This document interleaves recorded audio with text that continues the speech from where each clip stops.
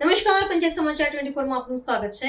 દાહોદના ઝરી બુઝુર્ગ ખાતે તળાવમાં ડૂબી જવાથી મધ્યપ્રદેશના 17 વર્ષીય યુવકનું કરુણ મોત, લગ્ન પ્રસંગ શોકમાં ફેરવાયો।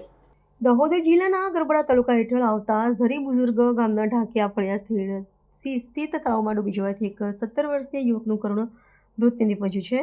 આશરે 30 કલાકની લાંબી અને સઘન શોધખોળ બાદ યુવકનો નશ્વર દેહ પાણીની સપાટી પર આવતા વહીવટીતંત્ર દ્વારા તેને બહાર કાઢવામાં આવ્યો છે। લગ્ન પ્રસંગના આનંદમય માહોલ વચ્ચે સર્જાયેલી આ દુઃખદ ઘટનાને પગલે સમગ્ર પંથકમાં અને પરિવારમાં ભારે શોકની કાલીમાં છવાઈ ગઈ છે।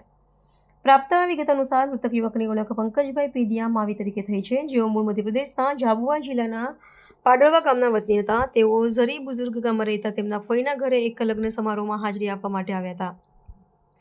ગતરોજ સવારના સુમારે તેઓ પોતાના જળાશયમાં સ્નાન કરવા માટે ગયા હતા, જ્યાં પાણીમાં થોડો સમય તર્યા બાદ અચાનક ઊંડાણમાં ગરકાવ થઈ જતા ડૂબી ગયા હતા।